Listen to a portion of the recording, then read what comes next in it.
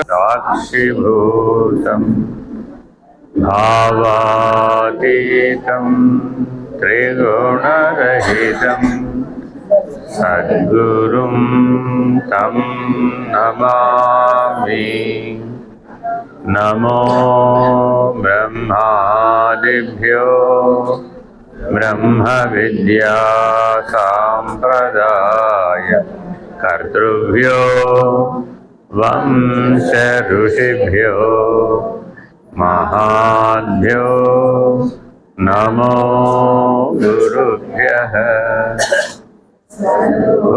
विप्लवरहित प्रज्ञानघन प्रत्यगर्धो ब्रह्मैवाहमस्मि। अहं पदार्थरहितः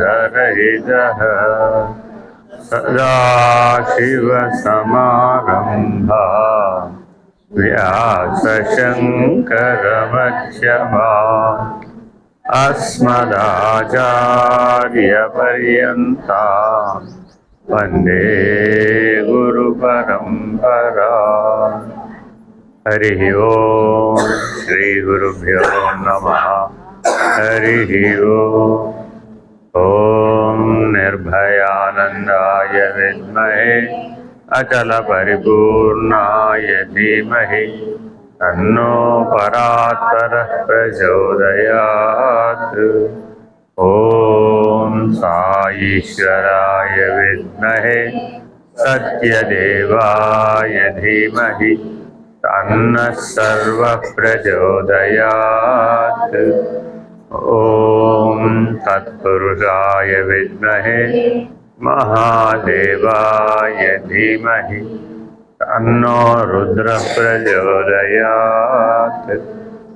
हरिः ओम् श्रीगुरुभ्यो नमः। हरिः ओम्। नारायण नारायण।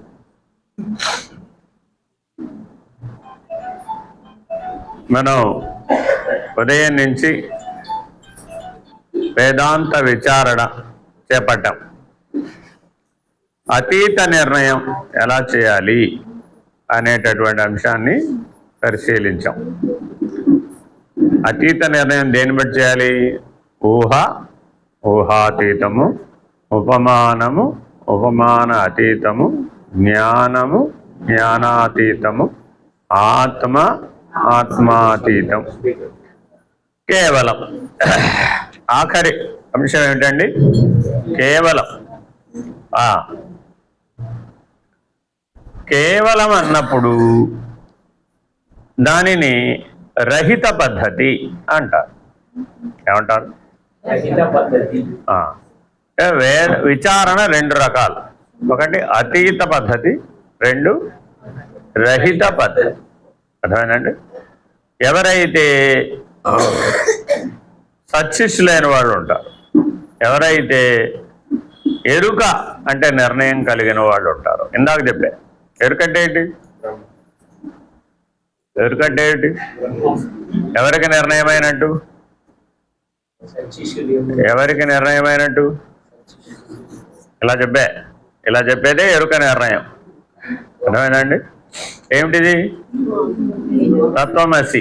ఈ తత్వమసిలో మాట యొక్క మూలాన్ని తెలియాలి, నాదము యొక్క మూలాన్ని తెలియాలి, కళ యొక్క మూలం తెలియాలి, బిందు స్థాన నిర్ణయం తెలియాలి, బిందు మధ్యమనందున్నది ఎరుక.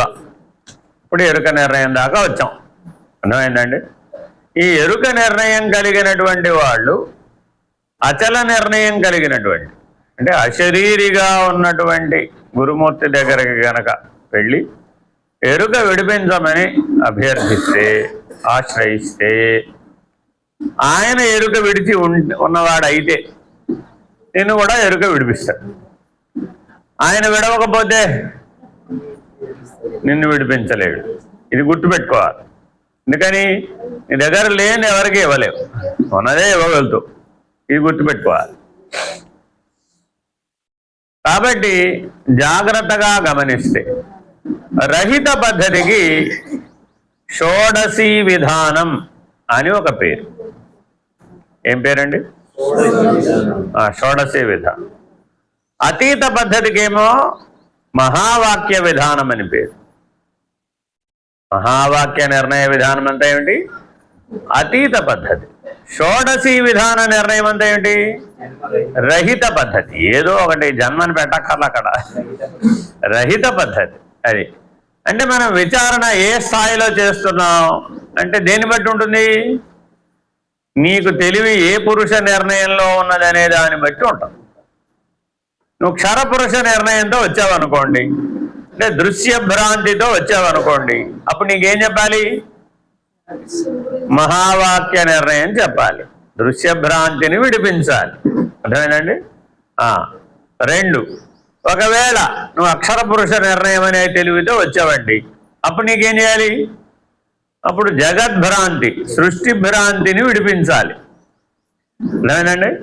ఆ 2 విడిపిస్తే మిగిలింది ఏమిటి? ఉత్తమ పురుష నిర్ణయం. ఆ ఉత్తమ పురుష నిర్ణయంలో ఉన్నటువంటిది దృక్స్వరూపం. ఈ దృక్స్వరూపాన్ని విడిపించాలి అంటే రహిత మార్గాన్ని ఆశ్రయించాలి. మొదటి రెండింటిని విడిపించాలంటేనేమో, క్షరాక్షరులను విడిపించాలంటేనేమో అతీత పద్ధతిని ఆశ్రయించాలి. ఉత్తమ పురుష స్థితిని విడిపించాలంటేనేమో రహిత పద్ధతిని ఆశ్రయించాలి. కాబట్టి జాగ్రత్తగా గురువు గారు చెప్పేది ఎక్కడ చెప్తున్నాడు అనేటటువంటిది పట్టుకోవడం రావాలి. గురువు గారు ఏం చేస్తారు? అన్నీ కలగాపలగంగా చెప్పేస్తారు. అలా చెప్పచ్చా? ఏ క్లాస్కి ఆ క్లాస్ చెప్పాలట? నీకు అర్థం కావాలంటే ఏ క్లాస్కి ఆ క్లాస్ విడివిడిగా చెప్తే అర్థం అవుతుందంటావా? 100 క్లాసులు కలిపేసి చెప్తే కరెక్ట్ అంటావా? అందుకని మనం గురువు గారి దగ్గరికి వెళ్ళినప్పుడు కొన్ని విధానాలు, ఏ స్కూల్కి ఆ స్కూలు విధానాలు ఏర్పడ్డాయి. ఇందాక చెప్పే ద్వైత పద్ధతిగా జ్ఞానం పొందాడు అనుకోండి, అప్పుడు క్షరపురుష నిర్ణయమే సత్యం. ద్వైత పద్ధతిలో ఏది సత్యం? క్షరపురుష నిర్ణయమే సత్యం. అదే విశిష్టాద్వైత పద్ధతిగా జ్ఞానాన్ని పొందాడు అనుకోండి, అప్పుడు కూడా క్షరపురుష నిర్ణయమే సత్యం, కానీ అక్షర పురుష నిర్ణయం గురించి చెప్తాం. ద్వైత పద్ధతిలో అసలు అక్షర పురుషుల సంగతి ఎత్తుకో, అనవసరం. అది లేదు, ఆ తెలివి లేదు, ఆ తెలివి లేదు, అది రాదు.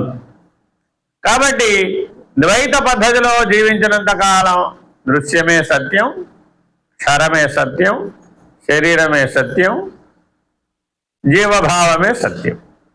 అర్థమైందండి? జీవుడు దేవుడు వేరు వేరే, ఈశ్వరుడు జీవుడు ఈశ్వరుడు వేరు వేరే. ఇది మారదు. ఇది ఎక్కడా? ద్వైత పద్ధతులు. అర్థమైందండి? మీరందరూ ఇంట్లో ఎవరైనా దేవుడి పటాలు ఉన్నాయా లేవా? ఉన్నాయా? ఉంచాలా బయటపడేయాలి? ఇప్పుడు మనం ఉంచాలా బయటపడేయాలా? మనం అచ్చలం కదా అసలే. అప్పుడు ఏం చేయాలి? అన్నీ బయటపడేయాలా వద్దా? బయటపడేయాలా వద్దా? పడేయాలా వద్దా? ఎందుకని? అందుకని మిడిమిడి జ్ఞానంతో చేసినప్పుడు ఏమైపోయింది? ఇలాంటి విపరీతాలు వస్తాయి. మిడిమిడి జ్ఞానంతో చేసినప్పుడు ఏమైంది? ఇలాంటి విపరీతాలు వస్తాయన్నమాట. అందుకని పెద్దలు ఏం చేశారంటే, రహితపరచడం, నిరసించడం అంటే అర్థం ఏమిటయ్యా అంటే, అది నీ లోపల చేసే పనే కానీ బయట చేసేది కాదు. ఏం చేయాలండి? అదంతా లోపలే చేయాలి, బయట చేసేది ఏమి లేదు. ద్రష్ట అనేటటువంటి వాడు లోపల ఉన్నాడు కాబట్టి ఆ ద్రష్టని నిరసిస్తే తప్ప, ఆ దృక్కును నిరసిస్తే తప్ప అది నిర్ణయం కాదు. కాబట్టి దృగ్దృశ్య నిరసన, నిత్యానిత్య నిరసన, ఆత్మానాత్మ నిరసన, సదసత్ నిరసన, కార్యకారణ నిరసన, దృగ్దృశ్య నిరసన, భావాభావ నిరసన, చేతనాచేతన నిరసన, ఇలాగా అన్నింటినీ అలా ఒక్కొక్కటి అలా 16 అంకాలు ఉన్నాయన్నమాట. ఇవన్నీ ఉన్నాయండి, ఇవి 16. ఈ 16ని కాదనడం ఎలాగో లేదనడం ఎలాగో నేర్చుకోవాలి. అద్వైతంలో ఏం చెప్పాము? ఒకదాన్ని వదిలేసి మరొక దాన్ని పట్టుకొని, మొదటిది రెండవ దానిలో భాగమే, అంశమే, విభూతే అని చెప్పాం. అద్వైత నిర్ణయ జ్ఞానం ఎలా చెప్పింది? జీవులందరూ బ్రహ్మములో అంశమే, దేవుళ్ళందరూ బ్రహ్మములో అంశమే, ఆత్మ బ్రహ్మములో అంశమే, జగజ్జీవేశ్వర త్రయం బ్రహ్మములో ఒకటిగానే ఉన్నాయి, వేరువేరుగా లేవు అనే నిర్ణయ జ్ఞానం దాకా అద్వైతం పట్టుకొచ్చారు. ఇప్పుడు ఏం చేయాలి మరి అంటే, కైవల్య నిర్ణయం పొందాలి అంటే మాత్రమే ఇది పనికొస్తుంది. మిగిలిన దేనికి పడితే దానికి పనికిరాదు. దీనికి ఒక ఉదాహరణ చెప్తానండి, మీకు సులభంగా తెలిసిపోతుంది. మీకు ఎవరో ఒక ఏనుగుని బహుమతిగా ఇచ్చారు, ఏం చేస్తారు?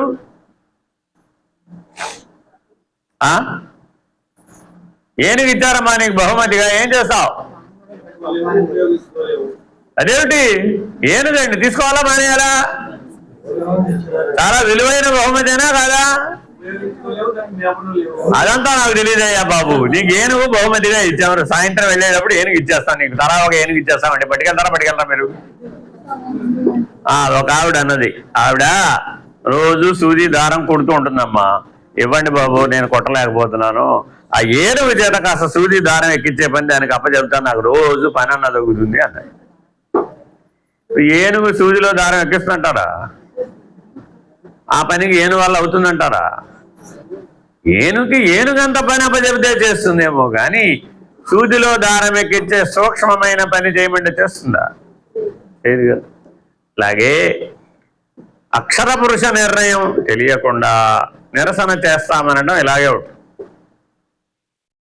ఏదైనా సరే అతీత పద్ధతిగా నిర్ణయం అయినటువంటి వాడు నిరసించి లేనెరుకగా అశరీరిగా బయలై సర్వదా ఉన్నట్లుగా ఉన్నటువంటి గురువు దగ్గరికి వెళ్ళి ఎరుక విడిపించమని ప్రార్థిస్తే ఆయన ఎరుక విడిచిన విధానం ఆయనకి ఆ 16 లక్షణాలు తెలిస్తే, ఎరుక విడిచిన వాడికి 16 తెలుస్తాయండి. ఎలా విడవాలో తెలుస్తాయి, ఎలా నిర్ణయం చేయాలో తెలుస్తాయి, ఎలా విడవాలో కూడా తెలుస్తాయి. అలా విడిపించగలిగిన సామర్థ్యం కూడా ఆయనకు ఉండాలి. అంటే ఈ స్థాయికి వచ్చినటువంటి గురువు 2 రకాలుగా ఉంటారు అన్నమాట. ఒకరు తాము తరించగలుగుతారు, ఇతరులను తరింప చేయలేరు. ఇంకొకరు ఇతరులను కూడా తరింప చేయగలుగుతారు. ఉదాహరణ మీకు అర్థం కావాలి అంటే, ఒక ఈతగాడు ఉన్నాడు అనుకోండి, ఈ ఒడ్డు నుంచి ఆ ఒడ్డుకి వెళ్ళాలి. ఆయన ఈతగాడే, ఈ ఒడ్డు నుంచి ఆ ఒడ్డుకి వెళ్ళిపోగలడు. కానీ మధ్యలో ఒకడు మునిగిపోతే కాపాడగలడా? కాపాడగలిగే శక్తి ఉంటేనే కాపాడగలడు. అంటే ఆయన ఈత కూడా ఈయన కొట్టాలి, ఇది గుర్తుపెట్టుకోవాలి. మునిగిపోతున్న వాడిని ఈత కొట్టమంటే కొడతాడా? కొట్టలేడు. ఆయన బరువును కూడా ఈయన మోస్తూ ఈత కొట్టాలి. ఈయన మునిగిపోకూడదు, ఆయన ముంచకూడదు. ఏ మాత్రం తేడా వచ్చినా 2 ప్రాణాలకు ప్రమాదం వస్తుంది. అర్థమైందండి? అందుకని మనం ఆశ్రయించేటటువంటి గురువు ఎటువంటి వాడై ఉండాలయ్యా అంటే, తాను తరించిన వాడై ఉండాలి, ఇతరులను తరింప చేయగలిగినటువంటి సామర్థ్యం ఉన్నవాడై ఉండాలి. చాలా చోట్ల ఏం జరుగుతుందయ్యా అంటే 100కి 90 మంది తాము తరించగలిగిన వాళ్ళే ఉంటారు. ఎందుకో చెప్పండి? తాము తరించిన వాళ్ళే ఎందుకుంటారు చెప్పండి? ఇంకొకళ్ళని తరింపజేయడంలో ప్రాణత్యాగం చేయవలసి వస్తుంది. ఓ సందర్భం వచ్చినప్పుడు తల తీసి అక్కడ పెట్టాలంటే పెట్టాలి, ప్రాణం వాడిని కాపాడాలి, నువ్వు చనిపోవాలంటే ఒక సందర్భం వస్తుంది. అప్పుడు ఏం చేయాలి? నువ్వు వాడిని ఒడ్డునేయాలి, నువ్వు పోయినా పర్వాలేదని తెగించి త్యాగంతో వాడిని ఒడ్డునేయగలిగే సామర్థ్యం ఉండాలి. అలాంటి నిర్ణయం ఉన్నవాడైతేనే తరింపజేయగలుగుతాడు. అలాంటి వాడు 100కు 10 మందే ఉంటారు. తరించారు గురువులు అన్న వాళ్ళలో ఇతరులను తరింపజేయగలిగిన సామర్థ్యం ఉన్నటువంటి వాళ్ళు 100కు 10 మందే ఉంటారు, అందరూ ఉండరు. ఎందుకని? మరి అవసరం వస్తే తన శరీరాన్ని తాను విడిచిపెట్టి శిష్యుడిని తరింపజేయాలి. తనకు అవసరం లేదు, ఈ శరీరంతో పని లేదనేగా అశరీరిగా ఉన్నాడుగా.